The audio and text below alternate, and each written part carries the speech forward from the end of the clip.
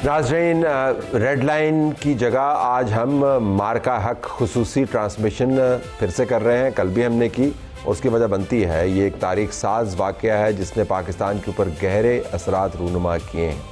Format हमारा वही है, डिस्कशन हम करेंगे, लेकिन सवाल जो हम उठाएंगे वो ये कि जब जंगें होती हैं, उनके नताइज निकलते हैं, मुस्बत नताइज और मनफी नताइज माशरत के ऊपर, सियासत के ऊपर अपने गहरे असरात मुरतब करते हैं। तो एक साल होने को आया, हमने ये देखना है कि पाकिस्तान की सियासत के ऊपर इस जंग ने क्या असरात छोड़े, पाकिस्तान की गवर्नेंस के ऊपर इस जंग के क्या असरात है, और आने वाले दिनों में बहुत सारे ऐसे मामलात जिनसे हम सरफ़ नज़र करते रहे हैं, क्या इस जंग के तवस्सुत हमारे सामने खड़े हैं जिनको हम एड्रेस कर पाएंगे या नहीं। पहले इसका तारुफ मैं करवा देता हूँ। बैरिस्टर ज़फ़रुल्लाह खान साहब मुस्लिम लीग नवाज़ के सीनियर लीडर हैं, उनका शुक्रिया जी, उन्होंने हमें ज्वाइन किया। डॉक्टर ज़फ़र मिर्ज़ा, तर्जुमान अवाम पाकिस्तान पार्टी, उनका भी बहुत शुक्रिया जी। हमारे पास अनीका निसार साहबा मौजूद हैं, सहाफ़ी तज़ियाकार एयरवाई न्यूज़, आपका शुक्रिया। और किरण नाज, सहाफ़ी तज़ियाकार सबा टीवी, आपका भी बहुत शुक्रिया। बीच में हम आपको सऊदी अरब भी ले जाना चाहेंगे, जहाँ से हमें खालिद अलमईना ज्वाइन करेंगे। उर्दू में हम उनसे बात करेंगे, फॉर्मर एडिटर हैं ऑफ अरब न्यूज़, क्योंकि इस तमाम साल के अंदर एक बहुत बड़ा वाक़या भी हुआ, पाकिस्तान सऊदी अरब का डिफेंस पैक्ट भी हुआ। तो सऊदी अरब का भी इंटरेस्ट बनता है ये जानने के लिए कि पाकिस्तान के अंदर सोच क्या है, और हम उनसे भी जानना चाहेंगे कि सऊदी अरब अब पाकिस्तान को कैसा देखता है। लेकिन starting with you quickly doctor साहब, आपसे, क्योंकि आपकी पार्टी जो पोजीशन करती है अपने आप को एज एन ऑपोजिशन, तो क्या बड़ा एक असर क्या है सियासत के ऊपर, अगर कोई है तो? जी बहुत शुक्रिया तलत साहब। सबसे पहले तो जी मैं ये अर्ज़ करना चाहूँगा कि जिस तरह आपने बिल्कुल बजा तौर पर फरमाया कि ये वाकई एक तारीख साज लम्हा था पाकिस्तान के लिए, और एक माइलस्टोन है पाकिस्तान की हिस्ट्री में, और हम सबको इसको सेलिब्रेट भी करना चाहिए, इसको अप्रिशिएट भी करना चाहिए। हैविंग सेड दिस, मेरा ये ख्याल है कि एक और भी मारकातुल हक की ज़रूरत है, और वो उसका रुख पाकिस्तान के अंदर की तरफ होना चाहिए। ये तो हमने बाहर की तरफ किया, अंदर की तरफ इसलिए होना चाहिए कि पाकिस्तान की जो समाजी सूरत हाल है, सियासत पे भी आएंगे, लेकिन मैं समाजी सूरत हाल की भी बात करें, जो सोशल इंडिकेटर्स हैं पाकिस्तान के अंदर गुर्बत बढ़ रही है, बच्चे स्कूलों से बाहर हैं, बच्चे स्टंटेड हैं, ह्यूमन डेवलपमेंट इंडेक्स मुस्तकिल डिक्लाइन कर रही है। तो एक मार्का जो है ना, वो हुकूकुल उबाद के लिए भी होना चाहिए पाकिस्तान के अंदर। वो लोग कहेंगे देखें ना जी, ये अब देखें ना, आप बीच में नमक डालना शुरू कर दिया उन्होंने, हम सेलिब्रेट कर रहे हैं, आपने that's going to be the response. मेरा रिस्पांस नहीं है, लोग कहेंगे जो मर्जी इसको कहें, लेकिन ये एक फैक्ट है, कड़वी हकीकत, ये कड़वी हकीकत है, और हमें इसे समझना भी चाहिए और इसके लिए कुछ करना भी चाहिए। चले, ये तो मार्का हक का एक असर हुआ कि आपने उसी हेडलाइन के नीचे एक और इशू को भी हाईलाइट कर दिया। वाकईतन हम मार्का हक के तवस्सुत ये चीज़ें हमें देखनी चाहिए, या मार्का हक स्टैंड अलोन सक्सेस है जिसको हमें सेलिब्रेट करना चाहिए, और ये इशू तो हम डिस्कस कर ही लेंगे। Thank you very much. पहले तो मेरी तरफ से आपकी वसात से कौम को मुबारकबाद हो, अफवाद को भी मुबारकबाद हो, मीडिया को भी मुबारकबाद हो। एक बुनियाद महसूस की हैसियत से हमने किया, और सच्ची बताऊँ बड़े अरसे के बाद कोई पाकिस्तान के लिए जेन्युइनली अच्छी खबर थी। हम खुद भी थोड़ा परेशान थे कि क्या होगा, लेकिन बहरहाल जो हुआ अल्लाह पाक ने किया, लोगों ने किया जो भी किया। हमें इसको जहाँ खुशी होनी चाहिए वो आजिज़ी भी होना चाहिए और सर झुका के चलना चाहिए। लेकिन सच्ची बात यह है कि इसको ये नहीं समझ लेना चाहिए all is well in the state of Rome. ठीक, हाँ, तो हमें यकीनन आपके हमारे जो एग्जिस्टेंशियल प्रॉब्लम हैं जिसमें सारे हैं उनको भी करना चाहिए। लेकिन इसका फ़ायदा बहुत हुआ है कि कौम के अंदर एक जो था ना कि स्टेट फेल हो रही है, जो गिर रही है, जो कमज़ोर हो रही है, हम कहीं के, ये हमारा ख़त्म हुआ जो होना ज़रूरी था। एक रिन्यूड कॉन्फिडेंस हमारी कौम में आया। नून लीग में भी ये सब कुछ यकीनन है, नून लीग में तवन्नाई है, ये नून लीग के अंदर भी फैसला किसी और उसकी वजह जो है ना, वो लोग जो हमें गालियाँ निकालते थे, वो जो लोग अफवाह गालियाँ निकालते थे, और वो लोग जो करते थे रोज़ चढ़ाई करते थे, हमारा दफ्तर के सामने रोज़ आके मेरे घर दफ्तर आग लगाते थे, दरख्त जलाते थे, वो भी बेचारे थोड़े से बड़ा मैं मजीद नहीं कहता, तो वो भी हमारे हैं। ये अंदरूनी मार्का एक हुआ है फ्रैंकली, वो भी हमारे ही हैं। वो रिट्रीट में गए हैं। मैं तब लफ्जों में पहला दिन नजर इतना नहीं मैं समझता हूँ, लेकिन हुकूमत को फायदा हुआ। रिन्यूड कॉन्फिडेंस में सब बातें शामिल है ना। ठीक है, अपोजिशन कम हुई, ठीक, लोगों का एतमाद बढ़ा, एनर्जी बढ़ी, कोई थोड़ा बाहर से कोई पाउंड डॉलर भी आएंगे, वेरी होप कि सऊदीया के साथ भी मामला ठीक होगा। और अंकल ट्रंप जो है जब तक वो ख़राब हो जाता तो IMF को इशारा करते तो माल रोक देते हैं हमारा। फैक्ट तो यही है। शुक्र है थोड़ा अल्लाह करे अब हम थोड़ा आगे निकल जाए। बस जिस तरह के ये अंकल है ना उनको फिलहाल अंकल ही कहा है इसको, फिलहाल ये अंकल ठीक है। योर टेक, सियासत पर फर्स्ट इम्पैक्ट क्या है, बड़ा इम्पैक्ट? सियासत पर फर्स्ट इम्पैक्ट तलत साहब ये है कि वो जो ही सेज शी सेज की सियासत थी फिलहाल वो साइड लाइन हो गई। ठीक, इसलिए बिकॉज कोई भी मिरेकल से कम नहीं था जो लास्ट ईयर हुआ है, और अगर ये ना होता तो फिर पाकिस्तान मुस्लिम लीग नून के लिए कोई आसानी ना होती। इसलिए क्योंकि वो जिस तरीके से सब्सिडीज छोड़ के गए थे PTI वाले, PMLN के लिए संभालना बड़ा मुश्किल था। एक इकोनॉमी के स्टूडेंट की हैसियत से जब मैं I used to study the entire situation, तो PMLN इन इटसेल्फ एक अचंभे के अंदर पड़ गई थी, एक अजीब सी सूरत हाल की अजीब कैफियत के अंदर थी कि अब सब्सिडी दे दी है उन्होंने, वापस भी लेंगे तब भी पांव पे कुल्हाड़ा, नहीं लेंगे तब भी पांव पे कुल्हाड़ा। सो वो वाली सिचुएशन से एक साई ऑफ रिलीफ मिला गवर्नमेंट को, चाहे हमारी अफवाज के कंधे पे मिला, चाहे सिनर्जी कह लीजिए सिविल मिलिट्री क़यादत की और अवाम की, या फिर आप इसको ये नाम दे दीजिए कि अल्लाह ताला की तरफ से कोई खास रहमत थी।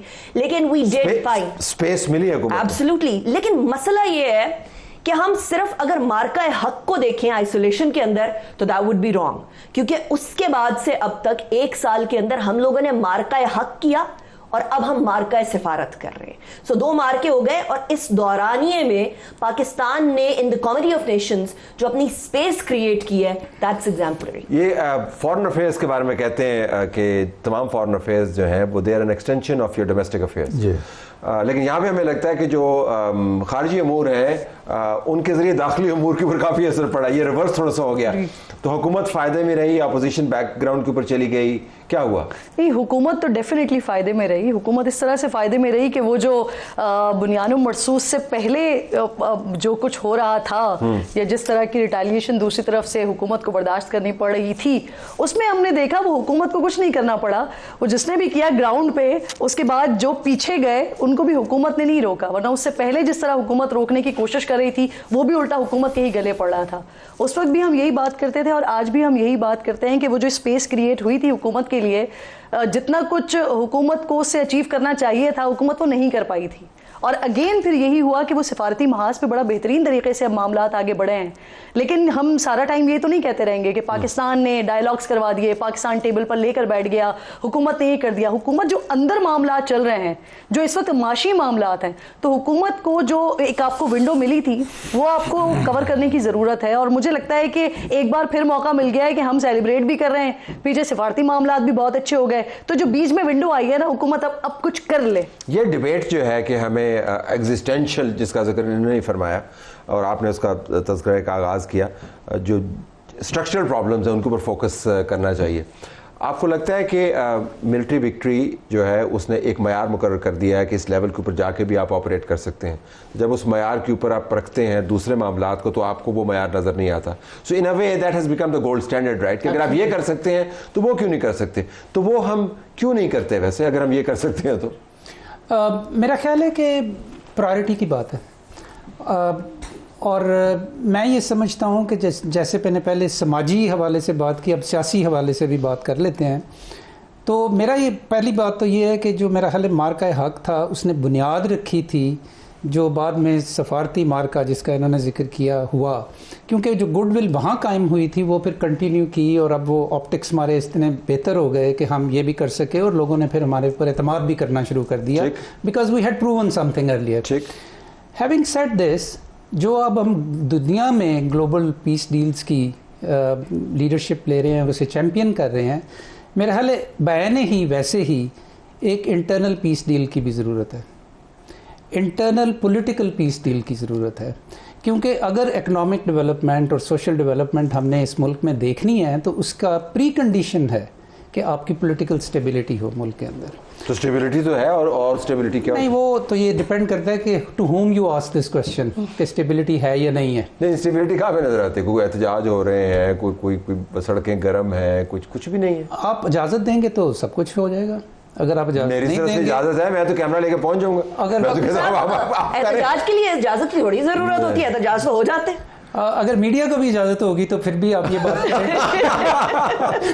योर टेक कि हम क्यों नहीं कर पाते? देखिए, पहली बात तो ये है कि मेरी अपनी ख्वाहिश ये है कि आज के दिन सिर्फ ज़्यादातर खुशी की बातें की जाएं। ठीक। वसल की शब न छेड़ किस्सा गम, ये फिर किसी और दिन सुना लेना। किस्से हैं हमारे गम के, मेरे शायद इनसे भी शदीद है। मेरे नज़दीक तो ये मसाइल ही नहीं है इनका जिक्र करते, मेरे एग्जिस्टेंशियल मसाइल और है। वो क्या है? आप रोल ऑफ रिलीजन पाकिस्तान में नहीं तय कर सके। स्टार्ट फ्राम जो कुछ भी आप देख रहे हैं, मेरे कल भी दोस्त फौत हो गए, डॉक्टर इदरीस साहब। Big problem, civil military relations, federalism, they the real problem. Stability है नहीं तो ये तो आउटकम है ना सारा का सारा। तो बहस फिर कहीं और भी नहीं, आज जो है ना, मैंने कहा रसल की शब है, हमने आज पाकिस्तान की तारीफें करनी है, हमने अपनी कौम का हिम्मत बढ़ानी है। हमारे हौसले टूटे हुए हैं बड़े अरसे से, आपको पता ही है, हमारे भी टूटे हुए हैं। आज थोड़ा हम अच्छी बातें करते हैं। आज हम ये बात करते हैं कि हमने हिंदुत्व को दान खटे किए। हम आप ये बातें करते हैं कि हमें कहते तुम फेल स्टेट हो। हमने साबित कर दिया है कि 6 गुना, और जो रीजनल जंडार में था, जिसको चाइना के बैलेंस में अमेरिका खड़ा कर रहा था, स्ट्रेटेजिक उनका वो था, और उनकी ग्रोथ भी हमसे आगे थी। उनको हमने जिसने भी किया, मैं इत्तेफाक करता हूँ, अल्लाह भी शामिल था, वाद भी शामिल थी, आप भी शामिल, सब कुछ थे। हमने उनके दान खटे किए हैं। हमने एक साबित करके दुनिया में इज्जत कमाई है। आज तो इसकी बातें करें। ओके, इस पे बातें करते हैं ज़रा हम। आपने जिक्र किया सफारती कामयाबी का, तो पाकिस्तान सऊदी डील हुई, ज़रा देखते हैं कि खालिद साहब इसका किस तरह तज्ज़िया करते हैं। अस्सलाम वालेकुम। वालेकुम अस्सलाम। बहुत शुक्रिया आपका। हमें बताइएगा कि पाकिस्तान सऊदी अरब के ताल्लुकात, रिलेशनशिप पिछले 1 साल में नेक्स्ट लेवल पर चले गए। मैं आपसे जानना चाहूँगा कि इसकी वजूहात क्या हैं? दोस्त तो हम हमेशा से बड़े गहरे रहे हैं, लेकिन नेक्स्ट लेवल के ऊपर दिफाई मुआहदे की सूरत में इसके पीछे मुहरकात क्या है? पाकिस्तान और सऊदी अरब के जो दरमियान अभी से नहीं 6-7 डेकेड से, जब से पाकिस्तान बना, relationships were good, strategic relations थे, इकोनॉमिक रिलेशंस थे, मोस्टली वन साइडेड। और अभी जो ये हुआ defence pact, that was a good thing for Pakistan. मैं पाकिस्तान के अंदरूनी हालात पर कमेंट नहीं कर रहा हूँ, but at the same time जो आपके स्पीकर्स ने बात किया पहले, इट्स इम्पोर्टेंट कि भी डोमेस्टिक फ्रंट पर भी आप के पास ऐसे प्रोजेक्ट्स हो और मामलात हों जो आप खुश रहें। On the international front, yes, Pakistan ने काफ़ी पॉइंट्स स्कोर किया। आपके क्रिकेट के लैंग्वेज में उन्होंने सेंचुरी स्कोर किया इसके बाद इसमें, but at the same time you have to marry both domestic and international. As far as Saudi Arabia is concerned, इलाक़ात अच्छे हैं। सऊदी अरब ने अभी देखा पाकिस्तान को एज एन एलाई, पहले से उनके एलाई थे। पाकिस्तान के फोर्सेस ट्रेनिंग कर रहे थे 1960s में और इवन 70s में, और पाकिस्तान पर काफ़ी भरोसा है, काफ़ी इन पर ट्रस्ट है सऊदी अरब का। So I think the next step will be to also focus on development, economics, social development, so इसको एक ही लेवल पर लाए। So this is my main feeling. Pakistan on the international scene काफ़ी उन्होंने पॉइंट स्कोर किए हैं। Mediator between 2 big powers, China है, US है, यूरोप के कोई लोग आए हैं, ईरान के जो इश्यूज हैं। So I think it has been a good point for Pakistan, but we should not be happy. हम खुश होंगे जब पाकिस्तान में इक्तिसादी और इकोनॉमिक तकद्दुम होगा, to be at par with Malaysia और साउथ कोरिया या इवन अदर कंट्रीज। सो ये अगर आप सब फैक्टर्स देखेंगे, पोजीशन इज राइट। पाकिस्तान के पास फुर्सत है, अभी काफ़ी अंडर वर्ल्ड स्क्रूटनी है, लोगों को रिस्पेक्ट से देख रहे हैं, इज्जत कर रहे हैं, तो एट द सेम टाइम अगर अंदरूनी हालात भी ठीक हो जाएंगे तो आई थिंक आपके प्लस पॉइंट्स बढ़ जाएंगे। This is wonderfully insightful. मैं आपसे एक सवाल पूछना चाहूँगा जो मेरे जापानीज़ दोस्त हर बाहर से आने वाले से पूछते हैं, और ये हमारे लिए it was a learning experience, और वो जानना ही चाहते हैं अपने मुल्क के बारे में कि what can we learn from you. The Japanese will ask a Pakistani tell us what can we learn from you. So let me turn the question on to you. आप फरमाइएगा कि MBS has been a remarkable force of change in your country, what can we learn from you? Wallah, MBS ने जो किया, and I'm a very independent person. If you see my background, जो MBS ने किया, it was nothing short of a revolution. 40 साल तक वो 5-year plans बनते थे इकोनॉमिक्स के, बस अमेरिकन जैसे अमेरिका में कहते हैं MBS he walked the talk. उन्होंने एक विजन 2030 की, corruption has gone down by leaps and bounds, फिर लोग चेंज हो गए। आप अगर देखेंगे 5 साल में इतनी यहाँ चेंजेस हुई हैं, वर्क एथिक्स हो गए, करप्शन डाउन, फिर आपके प्रोडक्टिविटीज, आप लोग काम कर रहे हैं क्योंकि आपके पास रोल मॉडल है, एक लीडर जो लोगों के सामने है, मिनिस्टर्स जो पहले इतने नहीं थे, आजकल everybody is doing what they can. So मेरे ख्याल में आप जो सीखना है रेजोल्यूशन। MBS ने एक और चीज किया कि ये जो मुल्लाज एंड गुल्लाज जो थे पहले, जो हर चीज में दीन को लाते थे और काफी नेशन को बैठ के, it was not the Deen, it was extremism. I will change my point. उनको सबको साइड में लगाया। ही टुक द एफर्ट, उन्होंने एकदम ब्रेवरी से करके इनको साइड में रखा, मॉडर्न स्टेट बनाया, KPIs की performance indicators, accountability, good governance, ये सब आजकल सऊदी अरब में है। Women have gone up, not cosmetic के उनको जैसे राशन देते हैं इनको, वुमेन शुड बी हैविंग 30%। मेरे ख्याल में जो टारगेट था it has now reached up to 50%। So अगर आप सऊदी अरब अभी देखेंगे, total change, even for me when I see, और मैं जिद्दे में रहता हूँ, total change across Saudi Arabia, देहात में, विलेजेस में, स्मॉल सिटीज में, सब जगह एक ऐसी एनर्जेटिक लेवल आई जो so you it is impossible to think Saudi Arab 8 साल के पहले क्या। You said the word, Khalid साहब, you said the word which is walk the talk. I think ये phrase जो है ना, we are taking this as a takeaway. Thank you very much for being with us. तो walk the talk, दुनिया हमारे ये दोस्त जो है वो हमारे बारे में क्या बात करें, दिस इज वेरी इंपॉर्टेंट। कि जो अब आपका दुश्मन जो आपके बारे में बात करता है उसके अंदर बुग़्ज़ होता है, दोस्त जो आपके बारे में बात करता है ना उसके अंदर अच्छी मुस्बत हिदायत होती है। सो क्या हमने सीखा? बड़ी इंपॉर्टेंट बात कही है खालिद अनबहीना ने कि आपके अंदरूनी मामला ठीक हो जाएं तो बैरूनी मामला के साथ ऑटोमेटिकली हम आहंग हो जाते हैं। वो अब अंदरूनी मामला कैसे ठीक करें? वैसे तो बैरिस्टर साहब ने कहा सारी अच्छी बातें करें वो बाकी सुमुन बुकमुन हो जाए, लेकिन ऐसा हो नहीं सकता। उन्होंने नहीं कहा कि हम तो अच्छी बातें करेंगे, आप करते क्रिटिकल करें।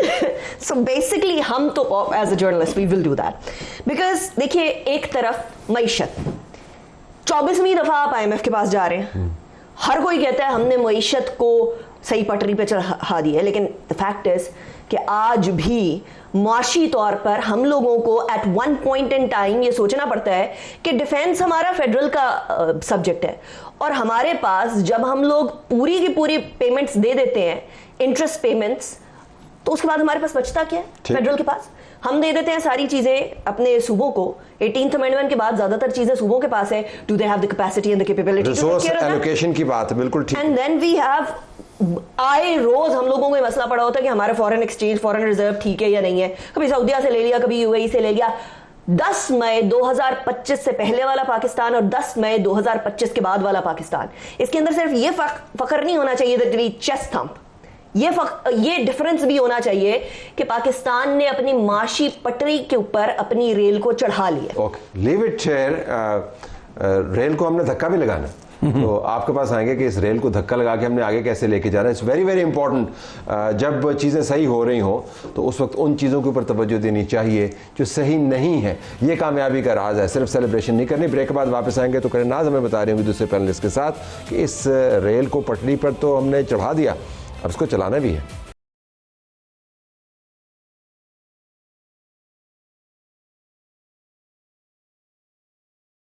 प्रोग्राम में खुशामदीद नाज़रीन। प्रोग्राम नहीं है, एक बड़ी बहस है पाकिस्तान के अंदर, जिसके अंदर सेलिब्रेशन भी है, जिसके अंदर खुशी की तवानाई भी आप महसूस करते हैं, जिसके अंदर एक तनकीदी जायज़ा भी है। ऐसे वक्त में जब आप अपने आप को ताकतवर, तवाना और चुस्त महसूस कर रहे हों, वो वक्त होता है उन कमज़ोरियों की निशानदही करने का जो अमूमन आपकी नज़र से ओझल हो जाती हैं। तो किरण, हमने आपके पास ट्रेन छोड़ी थी जिसको पटड़ी पर डाला आपने, जिसका जिक्र किया था आपने, जिसके डिब्बे आपने जोड़े थे। अब we have to push this train. बिल्कुल ठीक बात है, बहुत बड़ी विक्ट्री है। डिप्लोमेटिक स्टेचर भी हमारा बहुत ऊपर गया। जिस तरह हमारे सऊदी दोस्त कह रहे थे, हमने अब और काम भी करने हैं। सो प्राइमरी काम क्या होगा आपकी नज़र में? सर, सबसे पहले तो ये ट्रेन को धक्का लगाने के लिए ना, ये बुनियानुम मरसूस जब हुआ तो उसके बाद ये हो कि इंटरनेशनली इसको स्टडी किया जाएगा, इस जंग को, कि इसमें क्या था। तो मुझे लगता है कि पाकिस्तान में मौजूदा हुकूमतें या आने वाली हुकूमतें या जो भी पॉलिटिशियंस भी इन्फेक्ट आ रहे हैं ना, उनको भी स्टडी करना चाहिए प्रिपरेशन के हवाले से। हमारा जो सबसे बड़ा मसला है वो ये है कि हमारे सर पे जब पड़ती है हम तब करते हैं। अभी आप अगर ये ईरान और अमेरिका वाली जंग की सिचुएशन देखें तो यहाँ पर कई सारे ऐसे मुल्क थे जो आज भी बड़े स्टेबल हैं। वहाँ पर पेट्रोल के प्राइजेस का इशू नहीं है, वहाँ पर माशी एतबार से इशू नहीं है। क्यों? क्योंकि जैसे ही इस जंग का आगाज़ हो रहा था वहाँ पर प्रिपरेशन शुरू हो गई थी। वहाँ पर उन्होंने अपने रिजर्व शुरू कर दिए थे, वहाँ पर उन्होंने ये शुरू कर दिया था कि लोगों को लिमिटेड पेट्रोल देना शुरू कर दिया था। इस तरह की काफ़ी सारी मिसालें हमारे सामने मौजूद हैं।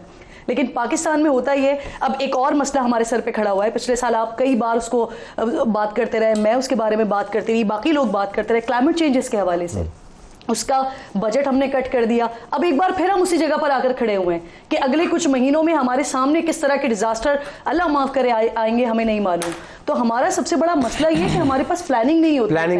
प्लानिंग का सबसे बड़ा इशू है कि पहले से अगर कोई चीज़ को प्लान करके रखेंगे तो फिर हमें उसके रिजल्ट्स मिलेंगे। और मैंने जो आगाज़ में कहा कि इसको स्टडी करने की इसलिए ज़रूरत है क्योंकि आप चाहे वो PAF की कारकर्दगी देखें, चाहे आप नेवी की कारकर्दगी देखें, चाहे आप हमारी बरी फौज की कारकर्दगी देखें, इन सब की कारकर्दगी पीछे आपको सारी प्रिपरेशन मौजूद थी। वो सारे टारगेट पहले से लॉक थे जो हमने फिर जब हमें ज़रूरत पड़ी तो हमने फायर किया। लेकिन हमारे पास मसला ये, हमें टारगेट का कुछ पता भी नहीं होता, सर पर पड़ती है तो फायर करना शुरू कर देते हैं और फिर यही होता है। आपने तरजीहात की बात की थी, मेरे ख्याल में पाकिस्तान के बारे में ये भी कहते हैं कि ओवर एनालाइज कंट्री है। जब भी आपने 24 मरतबा जिक्र किया IMF का, तो हर मरतबा जब आप उनके पास जाते हैं तो आपका वो ऐसा तज्जिया करते हैं कि कोई चीज़ इमेजिनेशन में रहती नहीं है। कोई सेक्टर उठा के देख लें, आपका हेल्थ का सेक्टर है, एजुकेशन का सेक्टर है, इंसाफ का सेक्टर है जिससे आप मुंसलिक हैं, मीडिया है, सब तज्जिए मौजूद हैं। तो हमें आगाज़ तो करना होगा। तो आपने पॉलिटिकल डायलॉग और अमन की बात की, उससे मुराद वैसे क्या है आपकी? कोई डील वील करके कोई इमरान खान को? उससे मुराद बेसिकली यही है, हमारी क्यों दिलचस्पी है पॉलिटिकल स्टेबिलिटी के अंदर, इसलिए कि वो प्री कंडीशन है लोगों की लाइफ कंडीशंस चेंज करने के लिए। इकोनॉमिक डेवलपमेंट इसकी वजह से होगी, वो होगी तो फिर सोशल डेवलपमेंट होगी। तो इसलिए ये बहुत ज़रूरी है, इसलिए हमारी उसके अंदर दिलचस्पी है। तो मुराद क्या है किसे? पॉलिटिकल स्टेबिलिटी जो आपके, वो है क्या? पॉलिटिकल स्टेबिलिटी यही है कि पाकिस्तान में इस वक्त, हम माने या ना माने, हम जितना मर्जी कहें कि हमें अच्छी अच्छी बातें करनी है, पाकिस्तान के अंदर एक मदर ऑफ पॉलिटिकल कन्फ्लिक्ट है इस वक्त। वो क्या है? एक पॉपुलर पार्टी है जिसको हमने दबाया हुआ है इस वक्त, और उससे जब तक हम डील नहीं करेंगे, उससे जब तक कन्फ्लिक्ट रेजोल्यूशन नहीं करेंगे ऐसे टर्म्स के अंदर कि जिससे पाकिस्तान आगे जा सके। बाकी सारे चोर हैं, उनको जेल में डालें, हमें बाहर ले। That's the terms for the deal. It's like Trump saying कि मतलब सब कुछ खत्म करो, डील कर लो। तो अगर इसी तरह हमने करना है तो फिर तो हम कर ही रहे हैं, लेकिन ये क्या लॉन्ग टर्म में सस्टेनेबल है? नहीं, उनकी तरफ से मैं जानना चाह रहा हूँ कि आप जो टर्म्स की बात कर रहे हैं, आपका वाकईतन ख्याल है कि दूसरी पार्टी जो है जिसका आप जिक्र फरमा रहे हैं, PTI जिसका जिक्र कर रहे हैं, वो इन टर्म्स के ऊपर डील करेगी? नहीं, ये दोनों तरफ से होगी। ये बायलैटरली जब ये मॉरल पोजीशन होगी ना, एक्चुअल पोजीशन की बात करें, वो करेंगे या नहीं करेंगे? मुझे अभी तक तो नहीं लगता करेंगे, नहीं लगता करेंगे, which is a big unfortunate thing in Pakistan. So उनके पास अभी अपॉर्चुनिटी है। जरा इसके ऊपर आएगा पॉलिटिकल स्टेबिलिटी। मैं अर्ज करता हूँ जी, मैं क्या कहते हैं, खूब मुझे हमसे थोड़ा सा गिला भी सुन ले, मैं भी बता देता हूँ। इस जंग ने सबसे पहले बात तो हमें ये बताई है कि फाइनल डिसाइसिव बैटल इल्म होगा। इस जंग ने ये बताया ना, साइंस की जंग थी ना, हमारे जहाज़ों ने बॉर्डर नहीं क्रॉस की, उन्होंने यहाँ नहीं क्रॉस की, यहीं से वैसे जो कुछ हुआ है इल्म नॉलेज इकॉनमी। दूसरा बात जो बड़ी अहम है, अच्छा हुआ कि हमारी सिविलियन क़यादत में और मिलिट्री क़यादत भी जो सिनर्जी थी, जो इत्तेहाद था, उसका हमने अच्छा फ़ायदा देखा। तो ये काम कायम रहना चाहिए। मुआशी कोई टैक्स नहीं देता, मुआशी डिसिप्लिन है नहीं हमारे मुल्क में। इतने टैक्स देते हैं बैरिस्टर साहब, क्या बात है।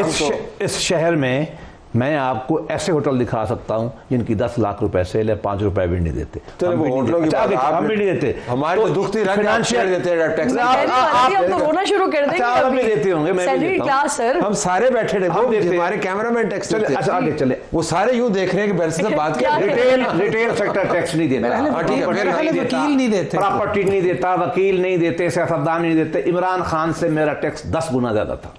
आज मैं बता रहा हूँ, 350 के घर में रहता है, 1.5 लाख टैक्स देता था, अनलेस कि वो जब बिके वो क्या, तो फिर उसके बाद कोई टैक्स नहीं देता, और भी नहीं देते इस तरीके से हम जो देते हैं। अच्छा, बाकी ये मुआशी डिसिप्लिन बड़ा, उसमें आबादी। अच्छा, क्या कहते हैं कि अपने मुआशियत के तेल के ज़राए, एनर्जी के ज़राए को डाइवर्सिफाई करना, ये बहुत ख़तरनाक काम है। एक जगह रुक जाएगा तो आप रुक जाएंगे। क्लाइमेट, सोलर तो लगाने नहीं देते लोग, सोलर लगाते हैं तो बंद कर देते हैं। अब आ जाए समाजी पे। बदकिस्मती से ऐसा गालम गलौज का कल्चर डेवलप हुआ है कि हमारी समाजियात टूट चुकी है। बहुत बड़ा गहरा जख्म है, इसको हमें एड्रेस करना है। सियासी बात, हमने पाकिस्तान की तारीख में नहीं देखा है, हमें भी फौज से लाख गिला है, किसी को सबसे बड़ी गाली निकालनी हो तो आप क्या कहते हैं, ये गद्दार है। मीर जाफर, मीर सादिक किसने सुना है? हमने सुना है ना। चोर डाकू सुना है कि हमने नहीं सुना है? मेरा सामने दफ्तर है, मेरा उठा के सामान बाहर फेंक दिया था उन्होंने रात को मेरे दफ्तर का। बात यह है, इसके बावजूद भी हम चल के जाते हैं, जरदारी चल के जाता है, बिलावल जाता है, शहबाज शरीफ जाता है, और बात करते हैं। किससे करें, कितनी करें, कितनी करें? हम बिल्कुल तैयार हैं। किससे करें? हिटलर से बात हो सकती है, फाशिज्म से हो सकती है, जो मुतलिक अपने आप को अक्ल मुतलिक समझे उससे बात हो सकती। हम आज भी तैयार हैं, बशर्ते कि उनको ये कन्विंस कर लें। आखिरी बात जी, देखिए मेरा अपना ख्याल ये है कि अब हमें इलाकाई इत्तेहाद में जाना चाहिए, SCO को स्ट्रॉन्ग करें, और हमें सऊदी अरब के साथ और अच्छा करके मिस्र और तुर्की को मिला के, उनको भी पता चल गया है कि प्रोटेक्शन US की नहीं हो सकती, अपने पाँव पे खड़ा होना है। आइए हम इस तरफ बढ़ें और इससे मुआशी अपॉर्चुनिटी जनरेट करें। वो प्लान होगा तो करेंगे ना। जरा ब्रेक के बाद आते हैं, प्लान पे बात करें।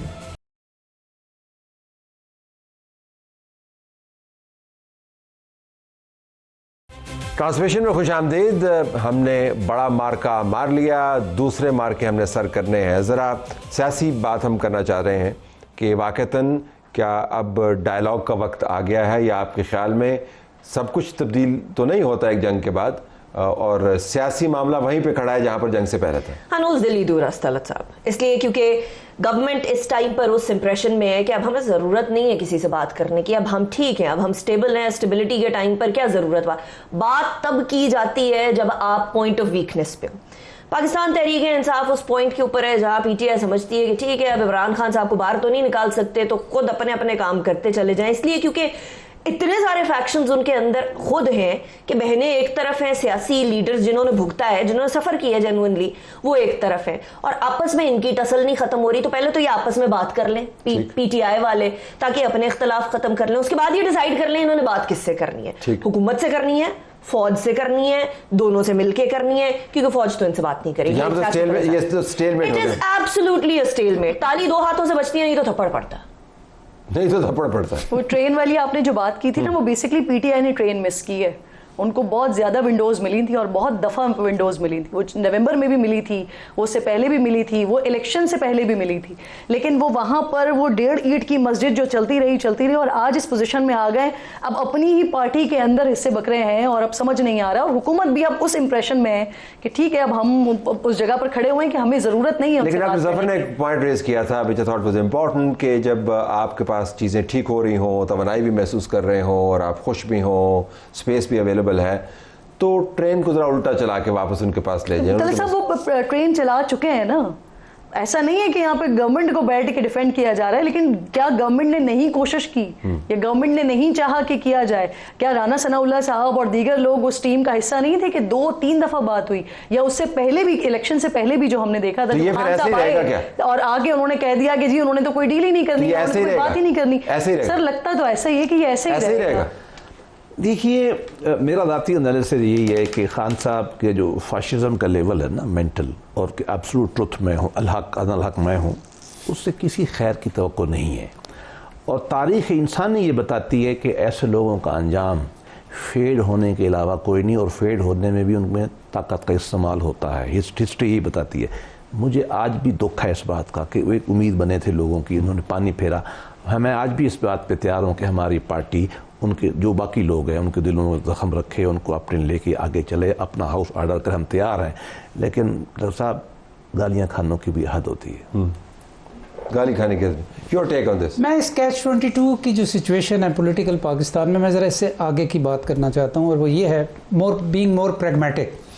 इस वक्त जो पाकिस्तान के अंदर कॉन्फिडेंस है, जो कि मार्का हक से शुरू हुआ और इस वक्त हमारी डिप्लोमेटिक सक्सेस पे है, मैं ये चाहता हूँ कि ये कॉन्फिडेंस जो है पाकिस्तान में गवर्नेंस इम्प्रूव करने पे किया जाए। और आपके सऊदी अरेबिया के जो बंदे थे वो भी आपको यही कह रहे थे, हम इस वक्त चीज़ों को मैनेज तो कर रहे हैं लेकिन हमारी गवर्नेंस ठीक नहीं हो रही, और वो ठीक नहीं होगी जब तक हमारी लीडरशिप हम प्रोवाइड नहीं करेंगे।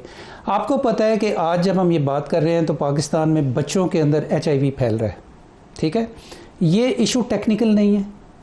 वो हेल्थ केयर सिस्टम जहाँ से लोग शफा लेने के लिए जाते हैं वो बच्चों को इन्फेक्ट कर रहा है HIV से, और ये एक्चुअली गवर्नेंस क्राइसिस है। सर कराची में हर बच्चे 4 में से 1 बच्चे के खून में शीशा मिल रहा है। HIV ये पंजाब में तो नहीं है ना?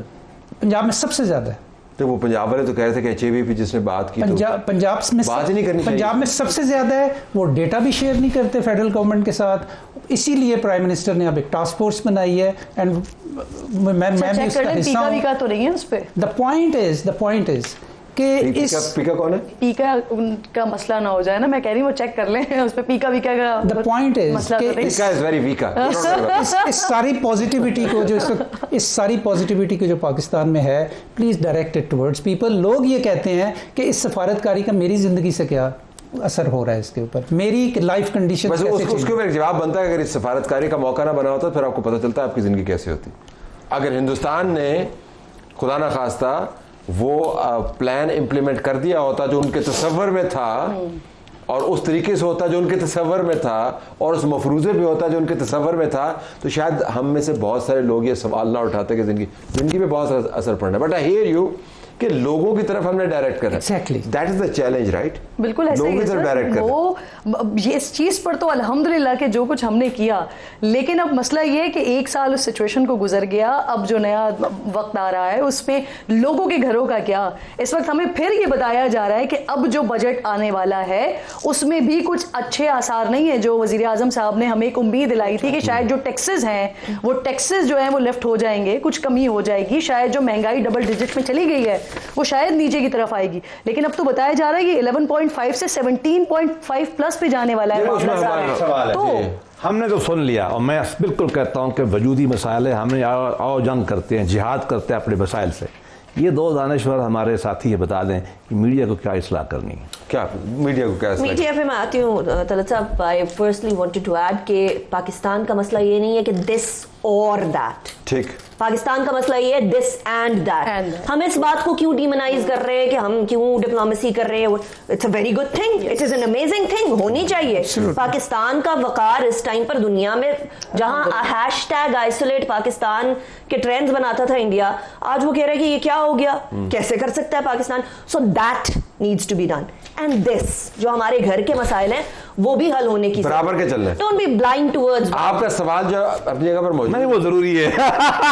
मैं उसका बिल्कुल जवाब देने को तैयार हूँ, लेकिन नहीं आपको नहीं, यू आर एक्सेप्शन। नहीं, मैं बिल्कुल, मैं मुल्क की बात, मैं तो खुद अपने फील्ड पे बहुत तनकीद करता हूँ, लेकिन वो किसी और वक्त ही उठा रखेंगे। वक्त खत्म हो गया हमारा। आप चारों का बहुत शुक्रिया नाज़रीन।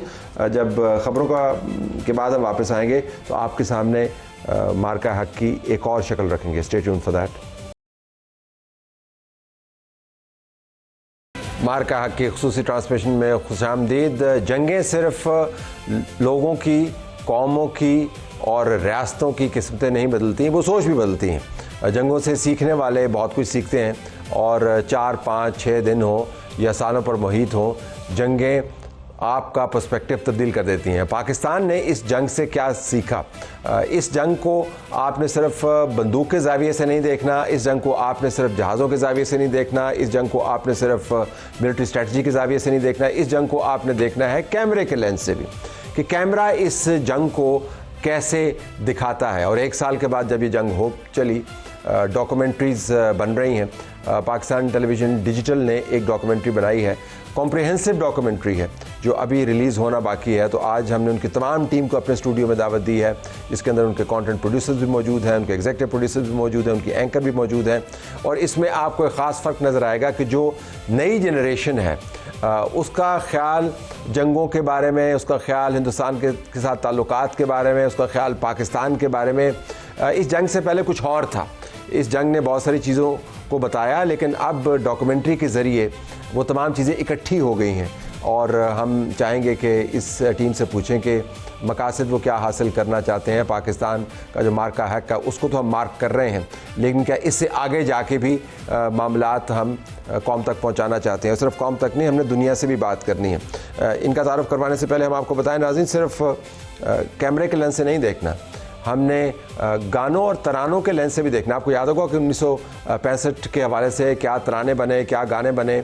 वो तराने और गाने आपके दिलों को गरमाते हैं और आपको बाज़ औक़ात गूज़ बम्प्स देते हैं कि जब आप सुनते हैं और उसके साथ अगर हक़ाइक़ जुड़े हुए हों तो फिर उसकी उठान और होती है।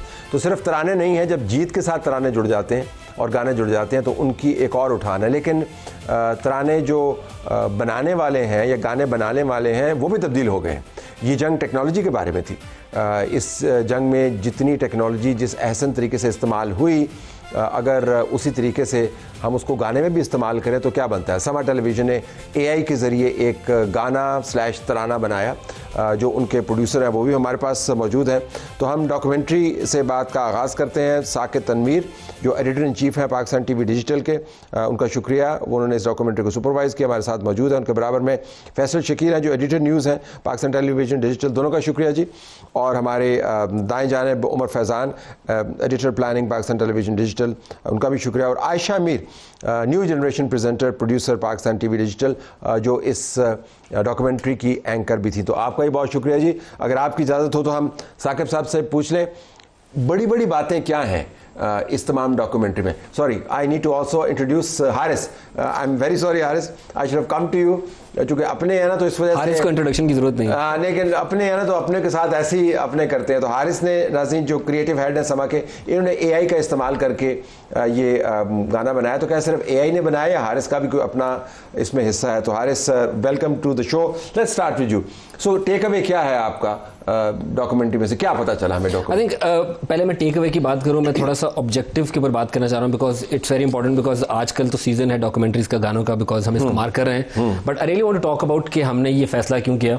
आई थिंक जब हम लोग बड़े हो रहे थे, हम लोग 1948, 1965, 1971 का जिक्र सुनते थे, कहानियाँ सुनते थे, टेक्स्ट बुक्स पढ़ते थे। फिर हम बड़े हुए, इंटरनेट आया तो हमारे पास एक ऑल्टरनेट पर्सपेक्टिव मिला, and we sort of realised कि कहीं पर जाकर जो हमारी हिस्ट्री है, हमारे पास एक डेफिनेटिव आंसर नहीं है कि उन दिनों में क्या हुआ। जब ये वाला वाक़या हुआ तो हम खुद जर्नलिज्म में थे, तो जर्नलिज्म के बारे में कहा जाता है कि it's a first draft of history. तो वो ड्राफ्ट हमने 1 साल पहले लिखा, बट चैलेंज ये था कि अब वो 1 साल हो चुका हुआ है, सो वो ड्राफ्ट को अब कहीं पर हमें उसको फाइनल कॉपी भी तो बनाना है, उसको हतमी बनाना है। So this documentary essentially is an effort, जिसको हम एक डेफिनेटिव अकाउंट कह सकते हैं, जिसको जब हम रिलीज़ करेंगे, एंड वी आर होपफुल कि जब ये पूरी दुनिया के सामने जाएगी तो वो उसके अंदर फैक्चुअल होल्स पोक नहीं कर पाएंगे। इस डॉक्यूमेंट्री के अंदर कोई factual, it's high on emotions but it's also high on facts. So ये हमारा ऑब्जेक्टिव है। यानी अमूमन कहा जाता है कि जो जंगें हैं वो अपने दरमियान और अपने बाद वो धुंध बहुत क्रिएट कर दी। Absolutely. तो आप ये कह रहे हैं कि ये धुंध ज़्यादा डॉक्यूमेंट्री नहीं है, ये हकायक से भरपूर डॉक्यूमेंट्री है, लेकिन ज़ाहिर है पाकिस्तान की तरफ से बनी है तो इसके अंदर इमोशंस जो हैं वो आपको ज़्यादा नजर आएंगे। इसमें इमोशंस हैं, बट अगर मैं फैक्ट्स की बात करूँ ना, अगर फॉर एग्जांपल हमने आपका भी इंटरव्यू किया है, अगर मैं बात करूंगा, आप बात करेंगे, या इस पैनल पे बैठा हुआ कोई भी बंदा बात करेगा तो उसके बारे में कहा जा सकता है कि पाकिस्तानी है, पाकिस्तान की बात ही करेगा। बट हमने कोशिश ये की है कि सिर्फ पाकिस्तानियों से बात नहीं की, हमने दुनिया भर के जो मेजर एक्सपर्ट्स हैं जिन्होंने इस इवेंट को कवर किया और उसको देख रहे हैं। हमने, अगर आप अमेरिका से ले लें तो अमेरिका से हमने साबिक CIA स्टेशन चीफ जो कि पाकिस्तान में थे, साबिक एम्बेसडर जो कि पाकिस्तान में पोस्टेड थे, उनकी साबिक जो स्टेट डिपार्टमेंट के ऑफिसर हैं जो पाकिस्तान में काम कर चुके हैं, उनका इंटरव्यू किया है। फिर अगर आप यूरोप में आ जाएं तो यूरोप से गेस्ट हैं। मिडिल ईस्ट की बात करें तो आपको अरब न्यूज़ के जो एडिटर इन चीफ हैं उनका इंटरव्यू किया है। तो आपने उनको ये तो नहीं कहा कि आपने क्या कहना है? नो, एब्सोल्युटली ज़ाहिर है, ये एस्टैब्लिश करना चाहता हूँ कि आप ये हमारी बात तो नहीं की, तो अपनी बात करें। एब्सोल्युटली। हमने ईरान के एक बहुत फेमस एकेडमिक हैं उनका इंटरव्यू किया, चाइना से विक्टर गाओ हैं। फिर आप अगर कॉन्टिनेंट के उस साइड पर चले जाएंगे तो ऑस्ट्रेलिया से एक एक्सपर्ट हमने उनका इंटरव्यू किया। तो ऑलमोस्ट हमने अमेरिका से लेके ऑस्ट्रेलिया तक जो मेजर एक्सपर्ट हमें लगता था जिससे एंडोर्समेंट हमें चाहिए थी कि पाकिस्तान और इंडिया की जंग के दौरान क्या हुआ, तो उनके इंटरव्यूज हमने किए हैं। So I presume Goswami is missing. Just as well. आपकी तरफ आयशा, नई जनरेशन, बड़ी ज़बरदस्त इंथुजियास्टिक जनरेशन है, लेकिन वो जिस दौर में आप लोग पले बड़े हैं उस दौर के अंदर पाकिस्तान के बारे में जो परसेप्शन है वो बस ऐसा ही था कि जी मुल्क पता नहीं कैसे चलता है, जंगें होंगी, ना जाने क्या होगा, दहशतगर्दी होती रहती है, जंग होगी तो पता नहीं क्या हो जाएगा, कहीं हार ही ना जाएं।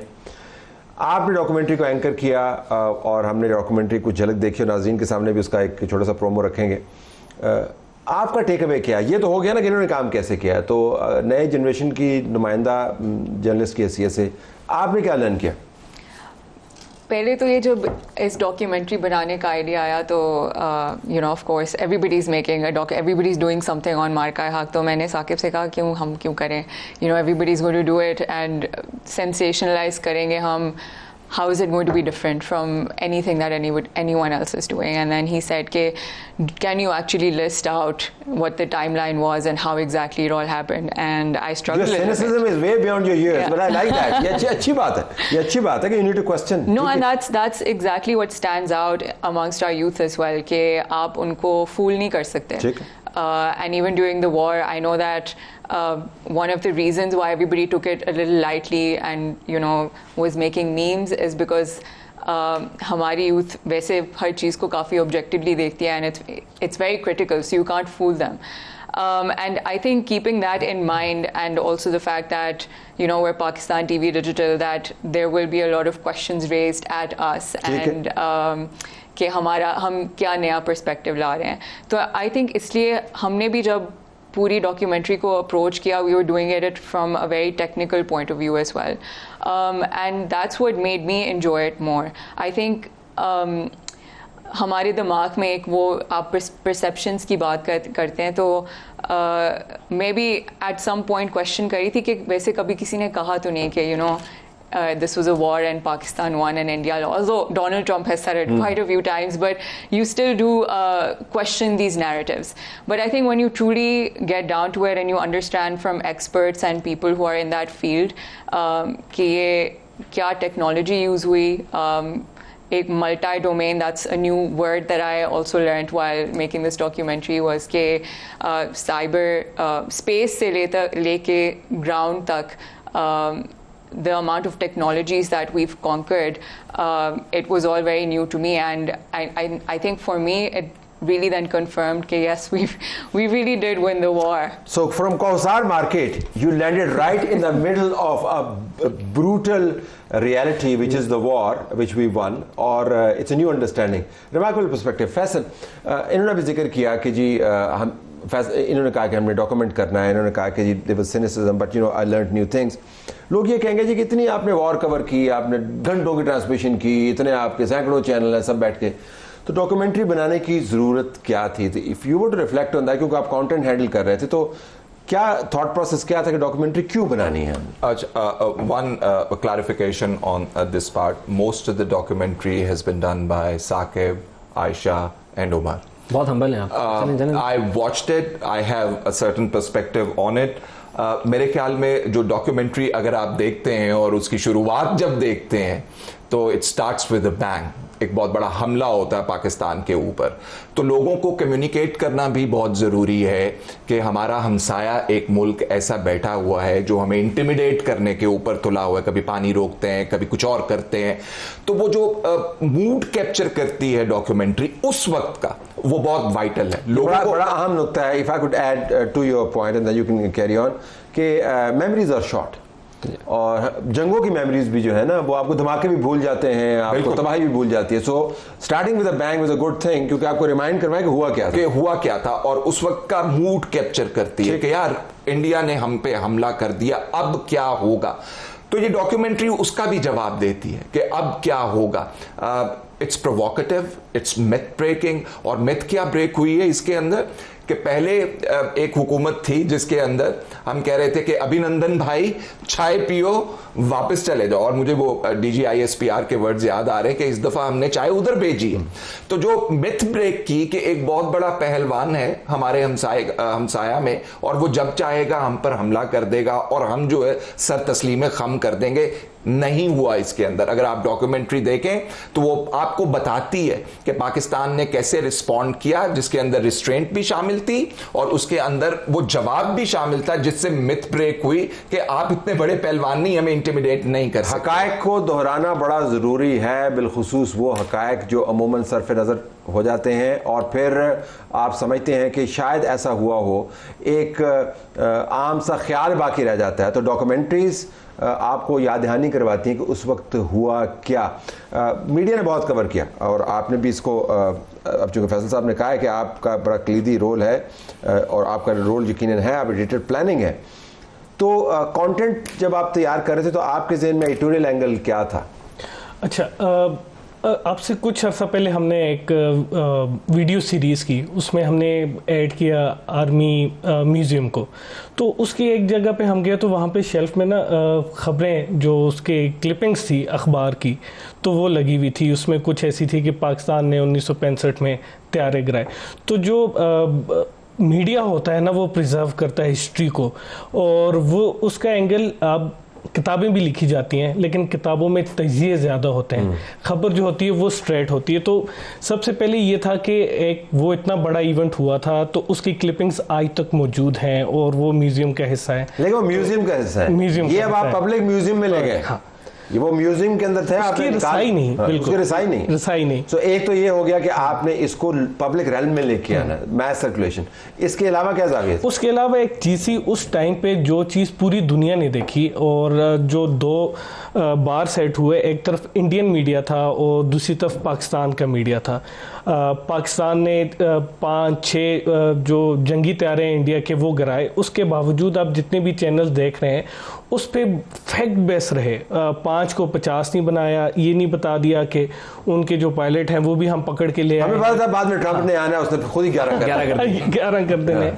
तो फैक्ट बेस्ड चीज़ें, अच्छा वो चीज़ें फिर भूलती जाती हैं। अब इस डॉक्यूमेंट्री में जितने भी एनालिस्ट हैं, आपका भी हमने इंटरव्यू किया और भी इंटरव्यू है उसमें, वसीम बदामी, आसमा शिराजी, मेहर बुखारी। अच्छा कि आपने नाम ले दिए, लोग ये ना समझे कि इस वजह से प्रोग्राम कर रहा हूँ, मेरा इंटरव्यू किया, मैं बिल्कुल छोटा सा हिस्सा हूँ उसमें। और आपने वैसे कितने इंटरव्यूज किए? हमने 20 इंटरव्यू किए हैं। जो एक्चुअल फुटेज अगर मैं आपको बताऊं जो हमारे सिस्टम पर मौजूद है वो 24 घंटे की फुटेज है। 24 घंटे की फुटेज वैसे तो बोलना बहुत आसान होता है, बट 24 आवर्स की फुटेज जिसमें 8 घंटे की सिर्फ इंटरव्यूज है। बताइए। अच्छा, अब उसमें एक चीज़ और लोगों को दोबारा देखने को मिलेंगी कि 1 साल बाद जो हम डॉक्यूमेंट्री बना रहे हैं उसमें जितने भी वो लोग हैं जिन्होंने इसको कवर किया है, तो वो जब उस हिस्ट्री को बता रहे हैं उसमें अगर इमोशंस भी आ रहे हैं वो भी बिल्कुल रिलैक्स हैं। जो वो चीज़ें बता रहे हैं, जो फैक्ट्स हैं, उनको बल्कि एंडोर्स कर रहे हैं जो हमने इंटरनेशनल एक्सपर्ट्स लिए हैं। सो फैक्ट के ऊपर दोबारा वो रिपीट किया और लोगों को ये देखने को मिलेगा कि अगर आप अपनी किसी जीत को भी सेलिब्रेट कर रहे हैं तो उसमें भी आप रिलैक्स रहते हुए, बगैर चीखे, अपने इमोशंस को चीखे बगैर, तो आप उसको बड़े अच्छे तरीके से। ज़बरदस्त आपने बात किया है। ये जो तवाज़न है ये बड़ा ज़रूरी है, क्योंकि जो गैर मुतवाज़न दिमाग हैं वो ऐसी हमाकतें करती हैं जैसे हिंदुस्तान ने किए। ज़रा मैं हारिस को लाना चाहूँगा। हारिस, एक तो पहले जरा थोड़ा सा गाना सुनवाना जो हारिस ने बनाया, फिर उसके बाद मैं हारिस के पास एक सवाल लेके आऊंगा। इतना बड़ा चैनल है, वसाइल आपको दिए हुए हैं, तो आप किसी अच्छे से सिंगर को लेते हैं, पूरा ऑर्केस्ट्रा बिठाते हैं, फिर वो कोई अच्छा शायर लेते, आपने सीधे जाके एआई से रब्ता कर लिया। हारिस, बट एआई क्यों इस्तेमाल किया आप? तला साहब एआई इसलिए इस्तेमाल किया कि हम काफ़ी अर्से से एक्सपेरिमेंट कर रहे थे एआई के साथ, बहुत सारी चीज़ें उसके अंदर क्रिएट करने की कोशिश कर रहे थे, और हमने ये स्टार्ट किया था लास्ट ईयर जब ये वॉर का सारा सिनेरियो हुआ। उसके बाद से हमने एआई को बहुत ज़्यादा यूज़ करना शुरू किया, क्योंकि एआई हमें बहुत ज़्यादा फ्रीडम देता है। जो हम सोचते हैं वो मशीन लैंग्वेज है, उसको जो बताते हैं, जो डायरेक्शन देते हैं, वो एज इट इज़ हमें बना के दे देता है उस तरह। तो एआई से फ्रीडम बहुत मिलता है क्रिएटिविटी के अंदर, तो इसलिए हमने इस दफ़ा कोशिश की कि एआई के थ्रू इस तरह की चीज़ें जनरेट की जाएँ। अच्छा, इस लोग फिर ये सवाल उठाएंगे कि आपने फिर क्या किया अगर ये सब एआई ने किया? सर हमने ये किया, देखें सर, एआई हमारी क्रिएटिविटी तो एक डायरेक्टर की है, एक प्रोड्यूसर की है, या एक थिंकर की है, वो उसको एक डायरेक्शन दे रहा है जिस डायरेक्शन के ऊपर एआई काम कर रहा है। एआई सिर्फ क्या कर रहा है, हमारी क्रिएटिविटी को एम्पलीफाई कर रहा है। वो एक टूल है, एक टेक्नोलॉजी है, उसको डायरेक्शन सारी हम दे रहे हैं, उसको रेफरेंसेस हम दे रहे हैं, उसको स्क्रिप्ट हम बता रहे हैं, प्रॉम्प्टिंग कर रहे हैं। प्रॉम्प्टिंग बहुत ज़रूरी है एआई के अंदर। आप जिस तरह उसको बताएंगे, जिस तरह उसको समझाएंगे, वो उस तरह की चीज़ जनरेट करेगा। ऐसा नहीं है कि हमने सिर्फ उसको लिरिक्स दे दी और उसने सॉन्ग जनरेट कर दिया, इतना आसान नहीं है उसके अंदर।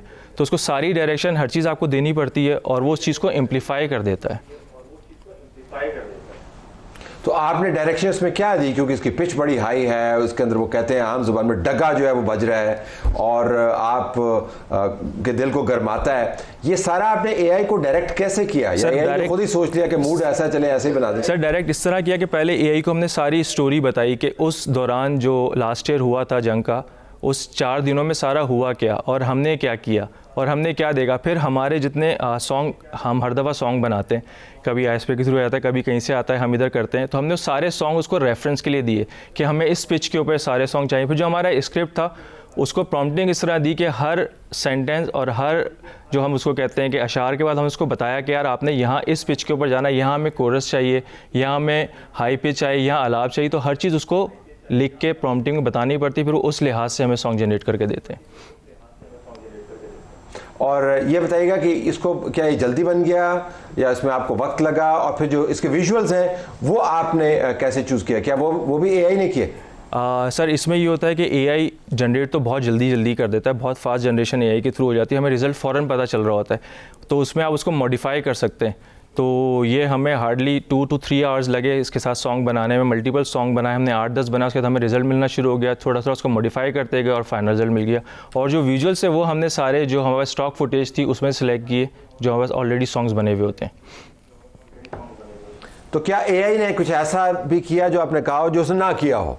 आई am just trying to understand कि एआई जो है मुकम्मल तौर पर अतात गुजार किस्म की टेक्नोलॉजी है, या बीच में कहीं ना कहीं अपनी तरफ से भी कोई पख मार देती है? नहीं, बहुत सारी जगहों पे मारती है। कहीं वो फीमेल वॉइस को ले आएगी, कहीं वो बच्चों की आवाज़ ले आएगी, कहीं वो जो आपकी उर्दू की प्रोनाउंसिएशन है उसके ऊपर बहुत काम करना पड़ता है, वो तलफ़ुज़ सही नहीं आता, तो बार बार जनरेशन ट्रायल एंड एरर के साथ फिर वो एक आपको फाइनल रिजल्ट मिल ही जाता है।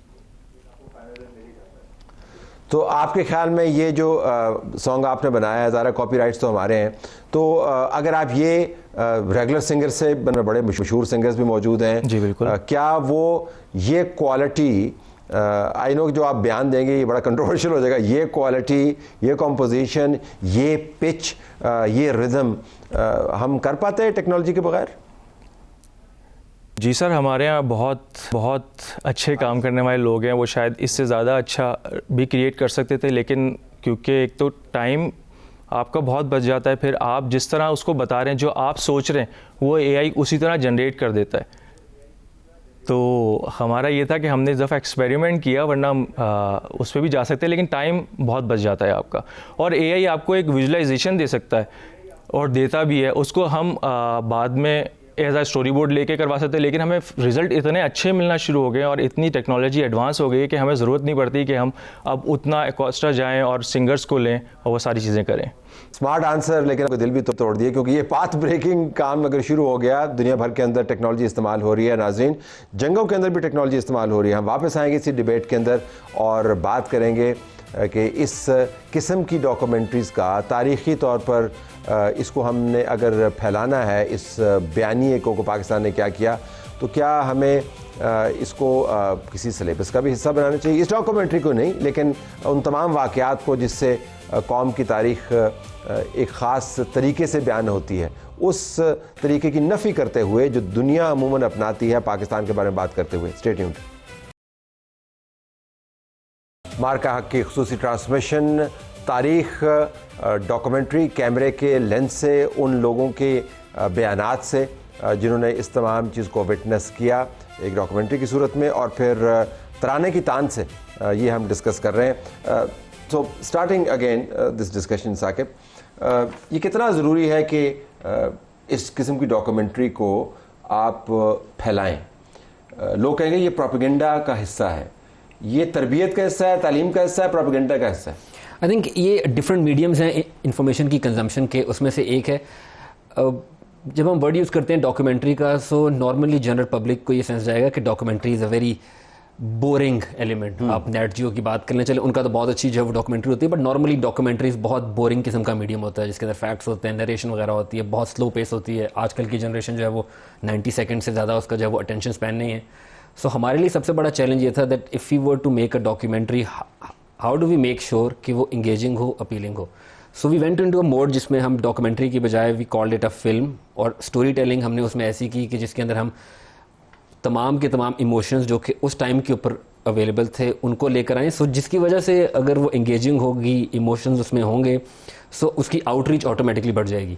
सो वी ट्राइड, हमारी जब डॉक्यूमेंट्री स्टार्ट होती है, it starts with anger, it starts with frustration, it start with probably एक स्केरी नोट के ऊपर भी स्टार्ट होती है जैसे ब्लास्ट होता है, एंड देन इट ट्रांसेंड्स, एक होप उसमें आती है, देन एक प्राइड का एलिमेंट उसमें आता है, फिर उसमें ह्यूमर का एलिमेंट आता है, मीम्स वगैरह की बात होती है, and then eventually when we close the documentary तो एक हम नेशनल यूनिटी की बात करते हैं जो कि प्रॉबेबली एक किस्म का जो है वो पाकिस्तानियत का जज्बा जो है वो छोड़ के जाती है। सो द ऑब्जेक्टिव वाज कि उसको इतना इंगेजिंग बना दें, उसमें इतनी हम ह्यूमैनिटी लेकर आएँ टेक्नोलॉजी को इस्तेमाल करते हुए कि उसकी आउटरीच ऑटोमेटिकली बढ़े, ताकि हमें लोगों को कहना ना पड़े यार कि ये डॉक्यूमेंट्री देखो, लोग खुद उसको देखें और उसमें जो इन्फॉर्मेशन है उसकी कंजम्पशन में आसानी हो। पाकिस्तान रोड, ये टाइटल में भी आपकी इनपुट थी? ये जो 26 घंटे के इंटरव्यू तो सारे आपने खुद ही किए ना? That's a long duration of interviews, उसमें मैं अभी आता हूँ। तो ये जो टाइटल है पाकिस्तान रोड, ये इसमें आपकी इनपुट थी कि नहीं थी? इसमें थी, although by the time that we were getting to the titles and the promos, I think मैं interviews करके काफ़ी थक चुकी थी but this was Saqib's suggestion, and to be honest, a lot of the younger folks in our office did not agree with it. By the way, एक ये जबरदस्त debate है, इंटरेस्टिंग बिट कि क्योंकि मेरी एज ज़्यादा, मेरी टीम मोस्टली जेनजी है, तो वो नॉर्मली हमारी सजेशन को कहते हैं यार क्या कह रहे हो, तो क्या कह रहे थे पाकिस्तान में आउट? तो मैंने उनके अपने से बहुत वो नॉन चालांट किस्म के हैं। सो हमने किया ये, मैंने 4 जो ऑप्शंस हमारे व्हाट्सएप ग्रुप में थे उनको मैंने एआई पे डाला। मैंने कहा ये हम डॉक्यूमेंट्री बना रहे हैं, इन चारों में से एक चूज करो, और एआई ने इसको चूज किया, फिर हमने फैसला किया। तो वो जेनजी ने मान लिया। वो साकिब की बात है, जेनजी ने ये मान लिया। And then I'm somewhere in between him and Gen Z, but I think that nobody else was able to come up with an option that had quite an impact as, you know, Pakistan Road. So I said, okay, fine, you know, it's not cool enough for the younger folks, but let's just go ahead with it, because आपको भी अब जब इसको कहते हैं तो you know you can road say बहुत एक yeah. स्ट्रॉन्ग लफ्ज़ है, वो आपको एक नए जज्बे और तवानाई के साथ फिल करता है। Quickly 30 seconds before you go into the break and then we come back here again. Title ज़बरदस्त टाइटल है, फैक्चुअल होना चाहिए था क्या? ज़बरदस्त टाइटल है, इंडिकेट करता है जो हुआ। और अगर आप डॉक्यूमेंट्री देख रहे हो तो वो कहते हैं ना तवे साहब, नथिंग सक्सीड्स लाइक सक्सेस। ठीक है। और इस डॉक्यूमेंट्री के अंदर अगर आप इंटरव्यूज देखें तो it is not from within, it is without you know are analyst as well. Foreign analyst बात कर रहे हैं और वो कह रहे हैं कि पाकिस्तान ने कमाल कर दिखाया, पाकिस्तान जीत गया। ये डॉक्यूमेंट्री बताती है तवे साहब की जो कंट्रोवर्सी उसके ऊपर है कि कौन जीता, उसका भी जवाब देती है, और थ्रू इंडियन लेंस देती है। जो उनकी प्रेस कॉन्फ्रेंस के अंदर लंबे लंबे चेहरे हैं और वो पाकिस्तान से मिन्नत कर रहे हैं कि प्लीज आप अबाइड कीजिए, हम भी अबाइड करेंगे, अब हम हमला नहीं करेंगे।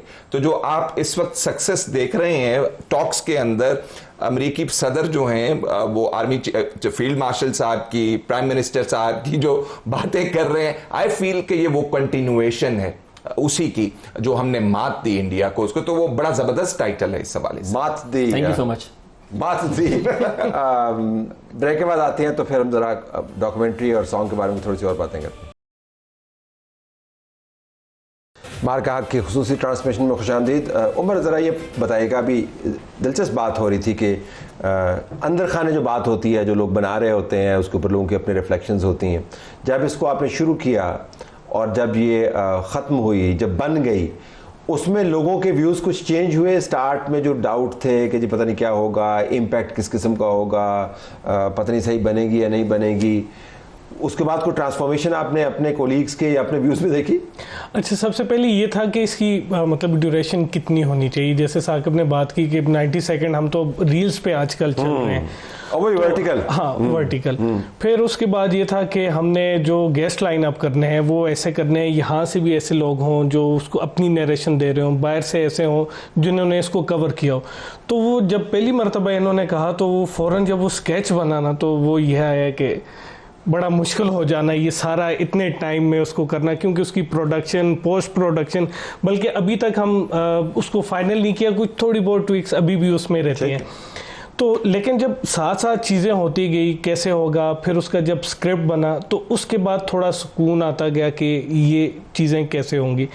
और सबसे अच्छी चीज़ ये हुई कि जब हम रिकॉर्डिंग्स कर रहे थे, इसका शूट कर रहे थे, जब वो चीज़ आती थी जो वो नरेशन कर रहे थे, वो जो नरेट कर रहा था तो ऐसे लग रहा था कि वो खुद भी करना चाह रहा है इसको नरेट, वो इसको रिमाइंड करना चाह रहा था, वो ये चीज़ किसी को बताना चाह रहा था और हमने उसको ये प्लेटफॉर्म दे दिया। सो इस चीज़ ने इसको ज़्यादा इंटरेस्ट। बहुत सारी तारीख जो है लोगों के अंदर मौजूद होती है, सिर्फ ये कि उनको मौके नहीं मिलते, हर कोई लिखता नहीं है, हर किसी का इंटरव्यू नहीं होता, डॉक्यूमेंट्री उसको प्रोवाइड करती है।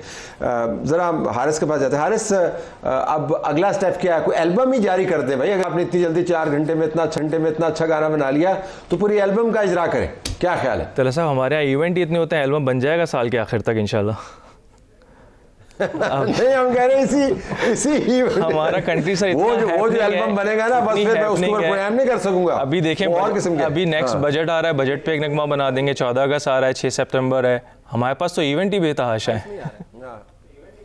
नहीं, हमारे तो जंग से पहले हमारे यहाँ पर हफ्ते में 2 इवेंट होते थे, एक मंगल को होता था और एक जुमेरात को होता था। जब सारे अडियाला जाते होते थे तो हफ्ते में 2 गाने तो हम बना सकते थे। बट ऑन सीरियस नोट, क्या वाकईतन आप समझते हैं कि अब जो हार्ट वार्मिंग फैक्चुअल जो तराने हैं और गाने हैं, जिससे नई जनरेशन जो पाकिस्तान यंगेस्ट कंट्रीज में से एक है रिलेट भी कर पाए?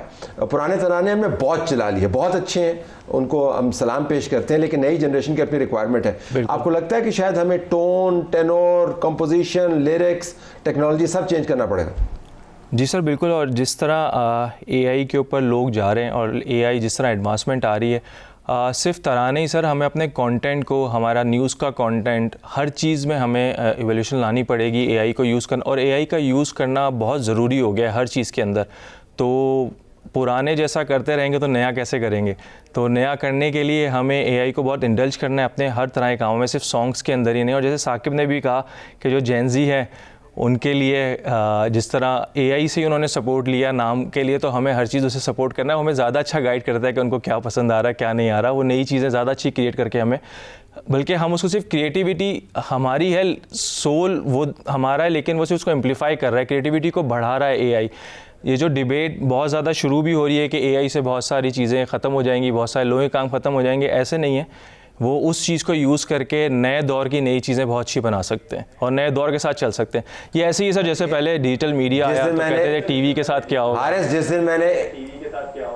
दिन मैंने AI से ग्राफिक्स डिज़ाइनिंग शुरू करवा दी ना तो फिर आपको पता चलेगा कि AI कितनी खतरनाक AI से तज्जिए शुरू कर देंगे। हाँ ठीक है, हम सारे फारिग हो जाएंगे ना, फिर सारों के लिए खतरनाक है। क्विकली नहीं सर, ह्यूमन एलिमेंट, अब इसका बकायदा लो जी, गो अहेड।